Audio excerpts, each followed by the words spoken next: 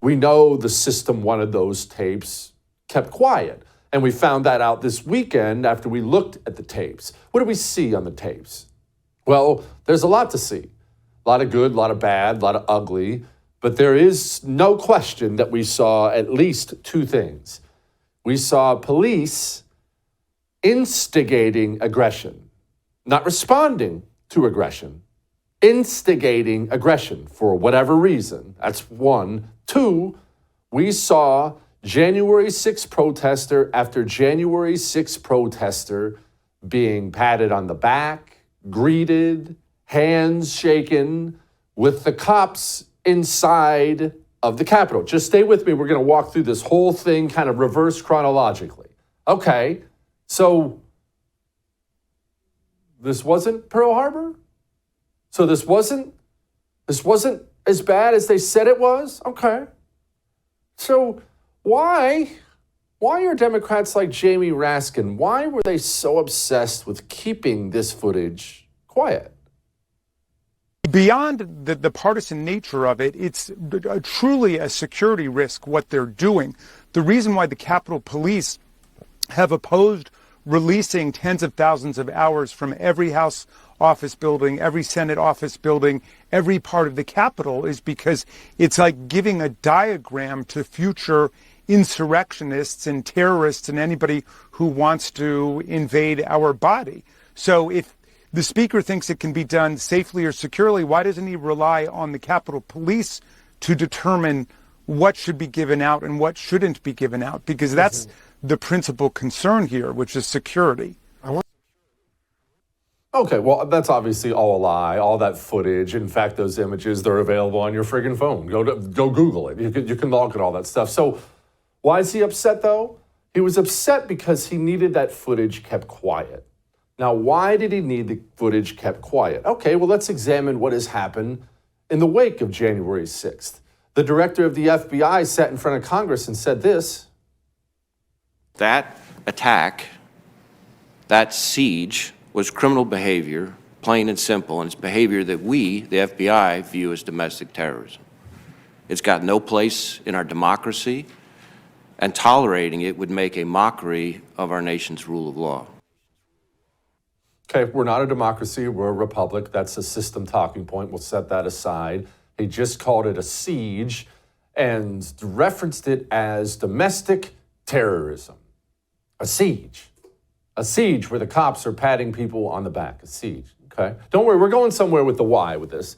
And off of that, they've continued to push narrative after narrative after narrative that you are what? That you are wrong, that you are bad, that you are a Republican, that that's bad. No. They have not used that language to describe you since January 6th. They have called you repeatedly a domestic terrorist. Domestic terrorism from white supremacists is the most lethal terrorist threat in the homeland. White supremacists, right-wing extremists, and domestic terrorists trying to stoke fear in the hearts of New Yorkers. From a terrorism perspective, I think domestic violent extremism is one of the greatest terrorism-related threats that we face. In the FBI's view, the top domestic violent extremist threat comes from racially or ethnically motivated violent extremists, specifically those who advocated for the superiority of the white race. I think MAGA and the domestic terror threat is much more worrisome than any foreign threat we could face. Okay. Just making sure you're staying with me here. So January 6th happened. We now know that the government was either directly involved in instigating it or stood aside and allowed it to happen. We know that for a fact. We have the videotapes. But January 6th happened, and then they decided that you're a dangerous domestic terrorist, a siege, a threat to democracy, over and over and over again. Off of that, they've arrested 1,200 people. They've publicly announced their intention to arrest 1,000 more. I do want to point out that 4 of these people, their names are George Meacham, Mark Ongst, Christopher Stanton, Georgia, and Matthew Perna, went on to commit suicide because of the accusations they faced from the January 6th political prosecutions. Okay, so January 6th happened. The government took part in it. Then they said you were a domestic terrorist. Now, why did they do that? Why have they been doing that over and over and over again? Look, we played you a 30-second montage. It could have been an hour long, from FBI agents to politicians to media to everybody. Domestic terrorists, domestic terrorists, domestic terrorists. Why does that language specifically matter? Why is that language important?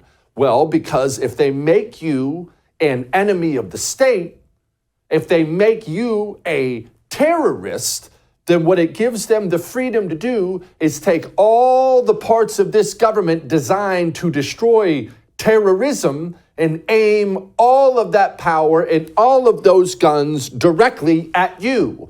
January 6th happened. They either caused it or allowed it to happen. Then they decided you were a domestic terrorist. They revved up that drumbeat, and ever since then, they have arrested pro-lifers at gunpoint. They have infiltrated your church. Yes, the FBI is in your church, recruiting informants, trying to find out if you had those icky biblical views on marriage and other things. They decided which terrorist threat label to put on angry school board moms. How could they possibly do all these things? Why would the FBI be so crazy? How could the government be this nuts? The government's just conducting anti-terrorism, don't you see?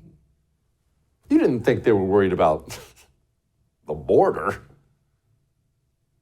So those individuals, that watch list that we talk about, why do you think in 4 years before this there were only 11 and suddenly there are 294 in the past few years? Why do you think that's so? I can't really speak to that issue. It's not in my lane. Okay. So let's wrap all this up because we have such a great show. We have Carol Roth and Julie Kelly. We have so much, but just stay with me. Sorry to dumb this down, but let's just walk through this together. January 6th is instigated by the government, or in the very least, facilitated. They stood by and allowed it to happen. We know now about the undercover FBI agents. We know about the Capitol Police letting people in, uncuffing them, opening the doors, patting people on the back. We've seen the videotape. It can't be argued. So the federal government caused January 6th. And then step number 2 was using January 6th as an excuse to turn political opposition to Democrats into being domestic terrorists. Once they've done that, then they got to use the federal law enforcement arm, the Federal Bureau of Investigation, to attack said domestic terrorists, which happen to be all the enemies of Democrats, and they all happen to be Republicans. So just walking through this little 3-step plan, it appears that the federal government ran an op designed to give it the excuse to send FBI agents to your door and put handcuffs on you for voting Republican. That's the kind of country you live in now. But there is maybe the ultimate overarching story happening right now. And once you see it, you can't unsee it. You see it everywhere. And that overarching story is this. Western governments, not just America, although that's what we're going to focus on tonight, Western governments turning against their own citizens. That is the overarching story of the world right now, and you see it everywhere. But first, let's discuss the why. Well, remember, we haven't done this in a while. There are three things all of our elites have in common now. The leaders of every one of our institutions, whether it's government or education or entertainment, it doesn't matter what it is. 3 things every single one of them have in common as a late-stage republic. 1, no love of country. Many of them actually hate the country, but none of them wake up and think about America, not like you do. 2, no connection to the real world. They live their entire lives in this bubble, academia, media, whatever. They don't know what it's like. I got an email yesterday from one of my viewers. We talked about it last night. He had to sell his gun to pay the rent. These people have never experienced something like that. And 3, and this is the most important part for our purposes tonight. It's really important people understand this. We view our elected representatives as servants, right? Hey, I picked you. You go there and you fight for me, serve me, do what's best for me. But that's not how they view themselves. The elites who run our institutions, including our elected officials, they see themselves as kings and queens. You see, They rule over us. They don't wake up in the morning ever once and have a servant's heart about you or the things you're going through and things like that in your life. Never, those thoughts never cross their mind. You're one of the peasants, all right? They are the kings and queens. And kings and queens do as they please with the peasants. Maybe the best example of this, maybe the best, was during COVID. We saw this all over the place. And part of me is glad COVID happened because so many people started to wake up to how these people see themselves. Remember Nancy Pelosi? Wear a mask, wear a mask, wear a mask, wear a mask, you better wear a mask. And then 5 minutes later, Nancy Pelosi, of course, gets caught on camera with no mask. And she's asked about it. And what'd she do? Well, here's what she did. I take responsibility for trusting the word of a neighborhood salon that I've been to over the years many times. As it turns out, it was a setup. So I take responsibility for falling for a setup. And that's all I'm going to say on that. Falling for a setup. She's annoyed she even has to be there. Why do I have to answer questions from the peasants? Of course they have to wear masks. The queen doesn't, but the peasants do. Remember Dr. Birx? Remember when she went on TV and told you to stay away from your family for Thanksgiving? I'm making the personal sacrifices not to infect my parents and my pregnant daughter. I worry about that because then it gives people the option to say, well, if bars and restaurants are open, then I can have 20 people over for Thanksgiving. And so I don't like it to be any number. I like it to be, keep it to your immediate household. She wrapped up that interview and promptly went and got on a plane and gathered with her extended family for Thanksgiving. Gretchen Whitmer did the same thing. Stay out of Florida. Hopped on a plane, went to Florida. Gavin Newsom did it. You remember, maybe the best example was, remember when you couldn't bury your mom or your dad? Maybe you didn't even get to say goodbye in person. The number of emails I still have, I can't throw them away. I can't bring myself to throw them away. The number of emails I have of people saying, Jesse, I had to say goodbye to my mom over a Zoom call. Jesse, I never got to say goodbye to my husband, not in person.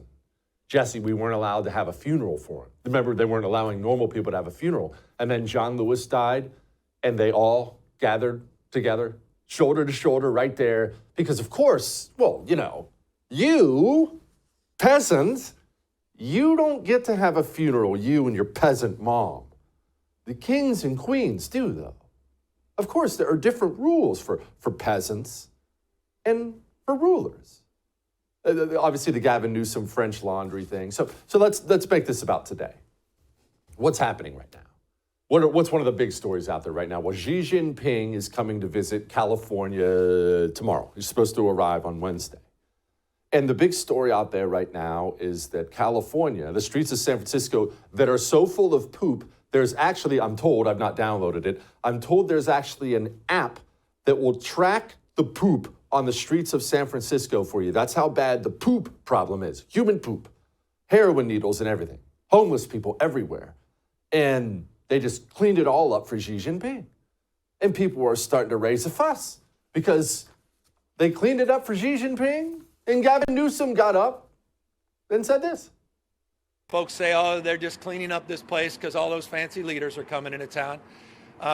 That's true, because it's true. Anytime you put on an event, by definition, you have people over your house. You have people over your house you got to clean up. But here's the truth of it.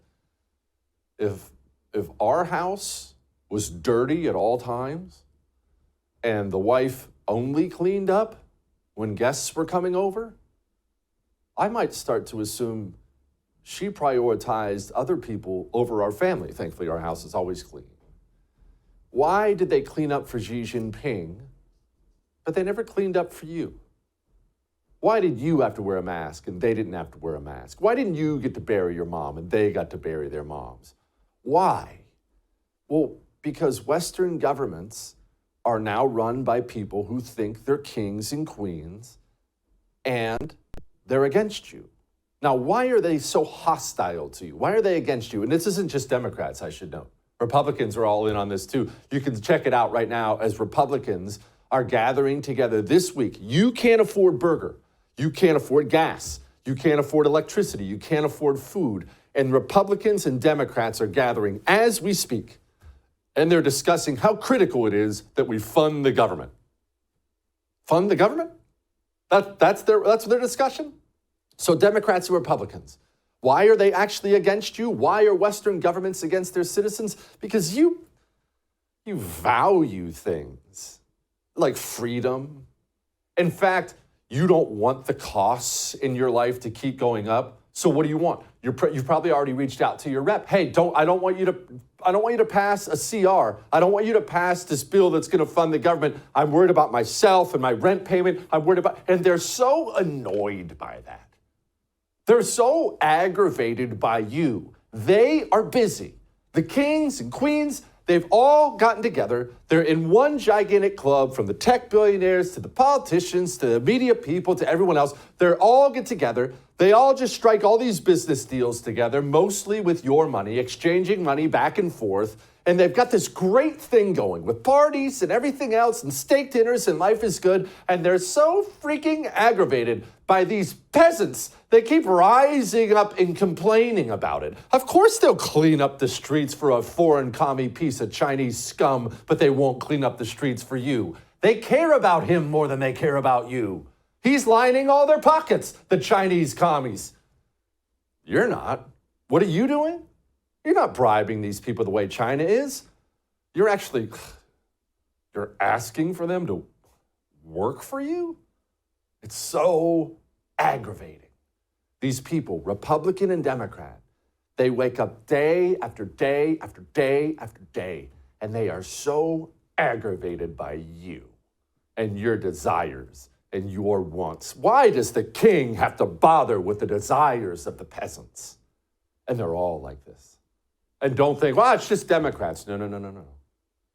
Republicans passed trillion-dollar bill after trillion-dollar bill after trillion-dollar bill. Republican Congress passing it, Republican president signing off on it every single time.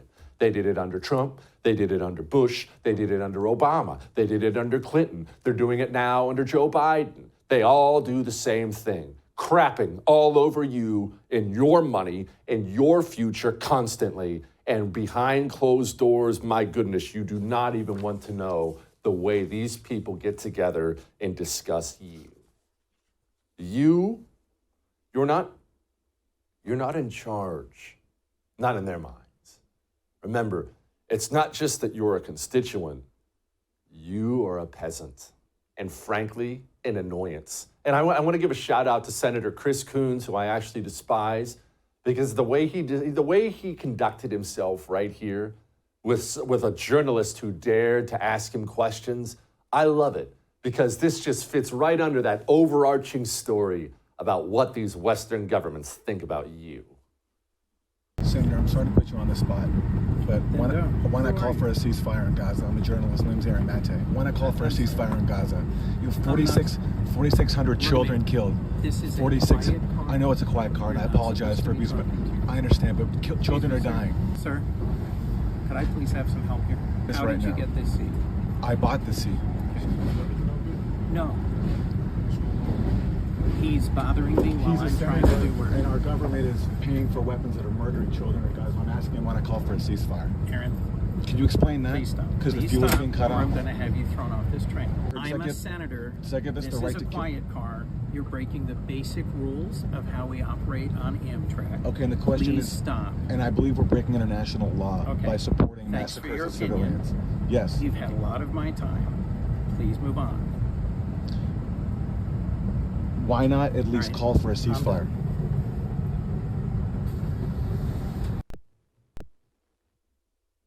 I'm a senator. Now, it doesn't matter what you think of that reporter's line of questioning. You saw what they think. I'm a senator. That's how it goes. There's this tremendous disconnect in this country with our, quote, leaders and us. And let's talk about that before we get to this continuing resolution in the House of Representatives and all the other things we're going to do on this show. Leaders, leadership. There are different kinds of leaders. There are great ones. There are awful ones. And look, I can only give you my experience with leaders. When I was in the Marines, you got to find out who the good ones were and who the bad ones were. And the good ones, the truly good ones, yes, they would demand hard things of you. There's no question about it. But they would also put themselves in the same hard situation, that's one. And two, they always, as your leader, took on more than you took on.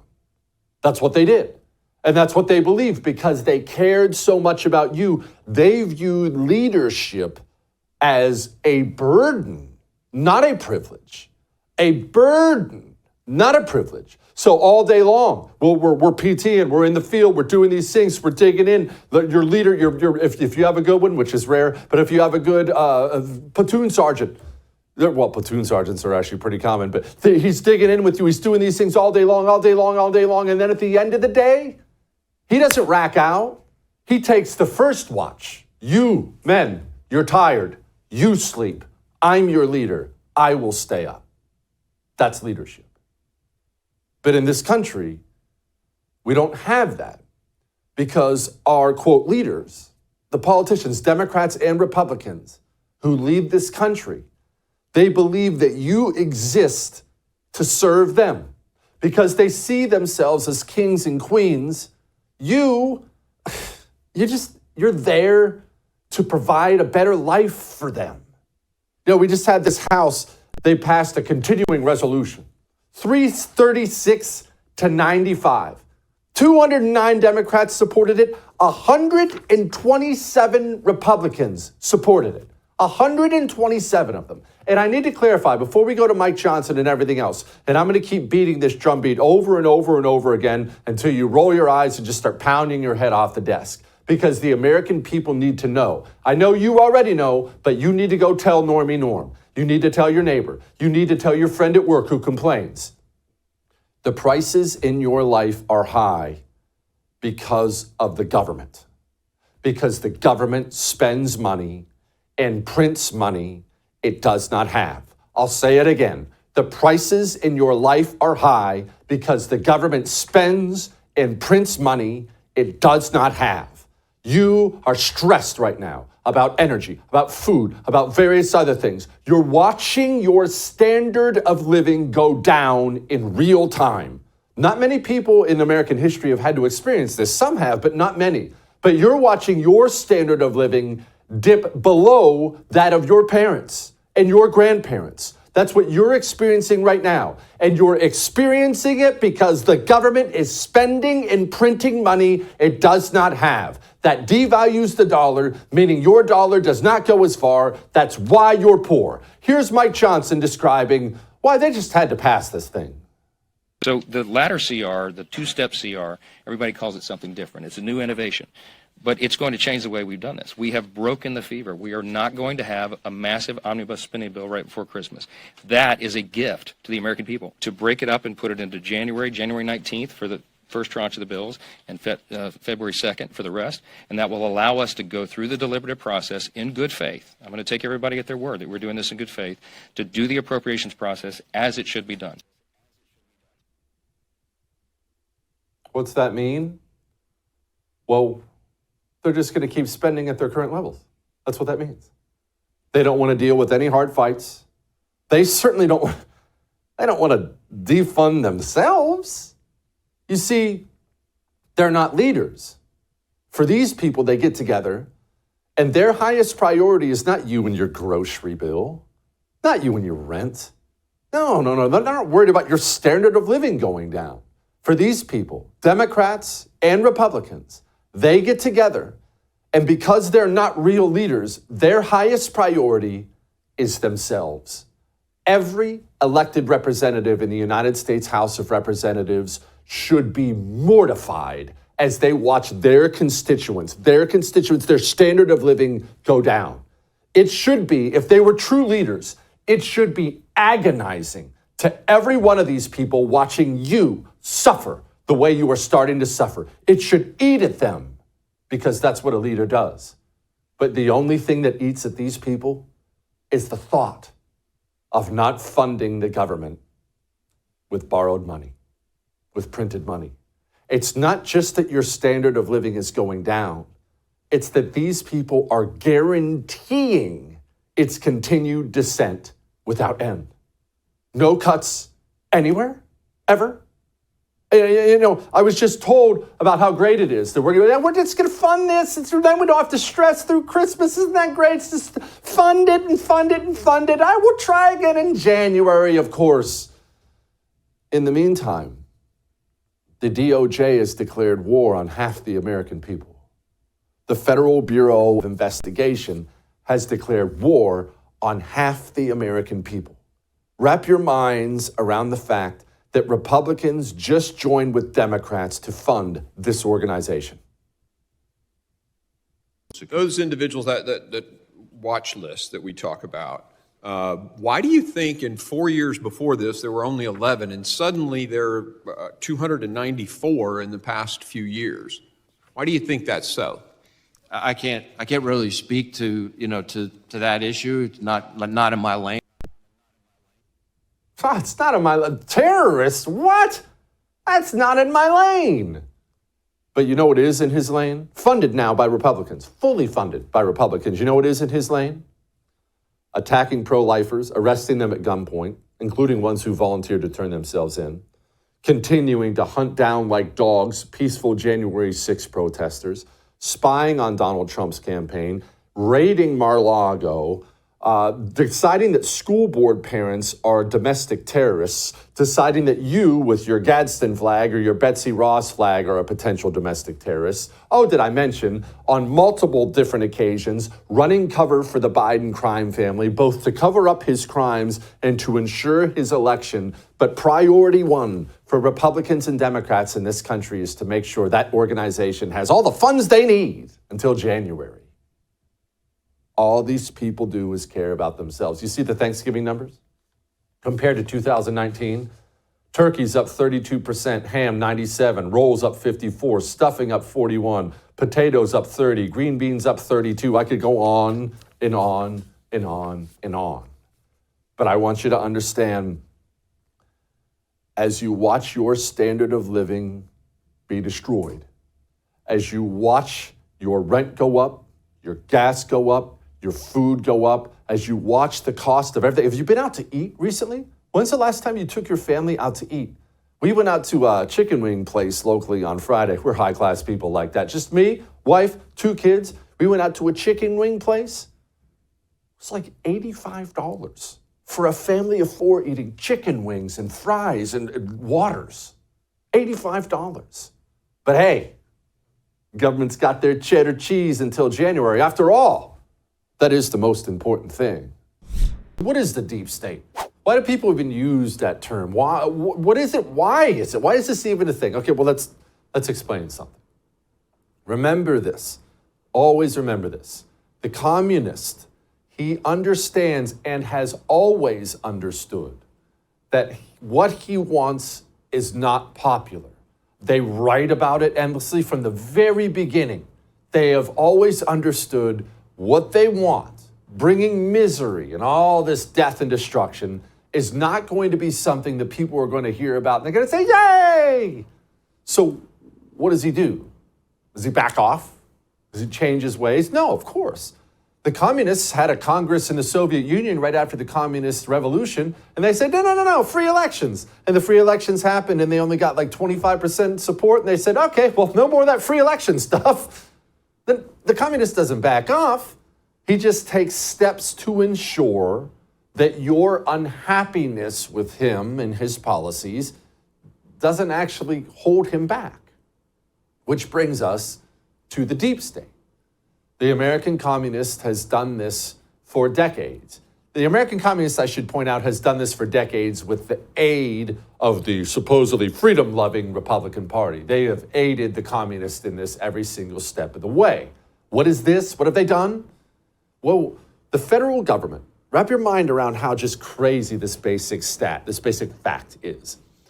Our federal government here in America is supposed to be limited, extremely limited. It must be very tiny, actually. Most of it's supposed to be done by the states. The federal government in the United States of America is the largest employer in the United States of America. You know that that's insane for a free country, right? What have they done?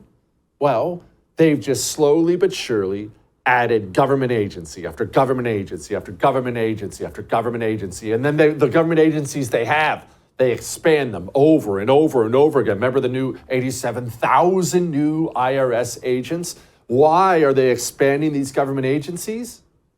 Because if they expand them and then shift real power to the agency, well, what they've just done is they've insulated their despicable agenda from you, the voter.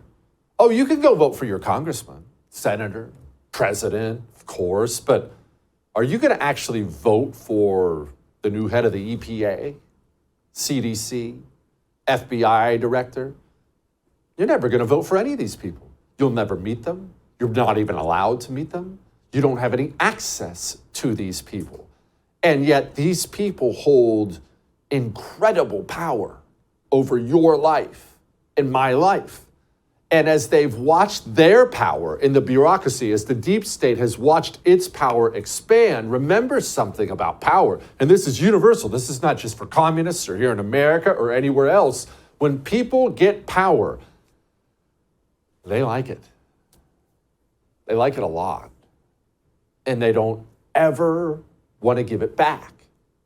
That's why our situation in this country is so dire federally. Locally, there's so much we can still do and wonderful things and wonderful victories. But federally, we are in so much trouble because in order to reform the deep state, we have to rely on the deep state to dig in and attack itself, which, well, you know what, if you want a great example, do you remember John Durham? Before we get to the clip, do you remember John Durham?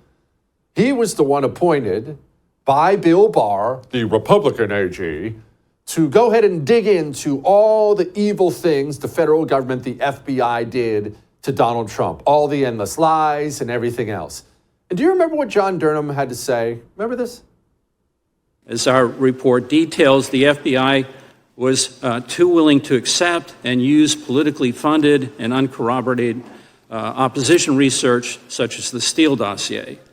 The FBI relied on the dossier and FISA applications, knowing there was likely material originating from a political campaign, a political opponent. In this instance, there are any number of significant red flags that were raised that were simply ignored. If there's evidence that was inconsistent with the narrative, they didn't pay attention to it. They didn't explore it. They didn't take the logical investigative steps that should have been taken. The Federal Bureau of Investigation falsified evidence. Remember, they changed the language on official documentation and took it to the FISA court so they could get approval to wiretap then presidential candidate Donald Trump as he ran against Hillary Clinton. That in and of itself is jaw-dropping, but maybe the most jaw-dropping part was after all that thing was done, nobody went to prison. Nobody. The one guy who even kind of got in trouble, Kevin Kleinsmith, FBI lawyer, didn't even get disbarred. He's still practicing law. That's power. That's real power. And look, okay, so that's the FBI stuff. We could spend all night on that. We're not going to for our purposes. Part of the deep state is having a media, a mouth that works for you. Remember, there are different parts of the body. There are different parts of the system. The FBI, they have the guns. The media, they have the mouth. Why does your liberal Aunt Peggy exist in a world of make-believe? Why is she going to show up at Thanksgiving and rattle off a million facts that she believes 100% are true that have no grounding in reality whatsoever? Why is liberal Aunt Peggy like that? Because liberal Aunt Peggy watches the news. I I want to be clear in how I characterize this. This is mostly a protest. It is not, generally speaking, unruly, but fires have been started. Buildings ablaze. It's not unruly, though. They're doing great, guys. St. George! Liberal Aunt Peggy, that's why she shows up at Thanksgiving and talks about how peaceful the protests were, because the media is the mouth of the system. And there's another part of the system that we should not discount. Maybe you're not on social media, and I wouldn't recommend you get on social media if you're not. I'm not saying that. But social media companies are majorly powerful, and they are the source of news for so many people across the country, Democrat and Republican. They are the source of news. People, less and less, they're sitting in front of their TV and changing the channel. Where do people go to get their news? Their phone. They wake up in the morning, they do this. Or you get home from work and you got a few minutes after you put the kids to bed. You're doing this on social media. Well, imagine you were an undecided voter leading up to the election, Donald Trump's re-election campaign, and you're trying to decide whether to vote for Joe Biden or Donald Trump, and you don't ever get to see true information about Joe Biden, his crimes, his family crimes, because the Federal Bureau of Investigation has coordinated with the social media company to make sure you never know the truth. The FBI, I think, basically came to us, some folks on our team, and was like, hey, just so you know, like, you should be on high alert. We thought that there was a lot of Russian propaganda in the 2016 election. We have it on notice that basically there's about to be some kind of dump of that's similar to that. So just be vigilant.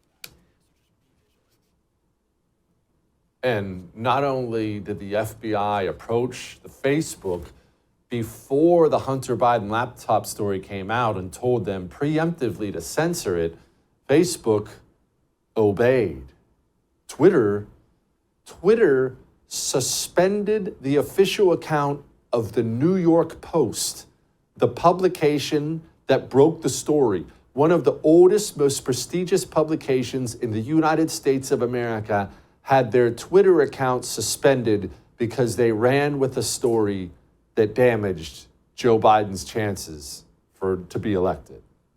That is deep state stuff.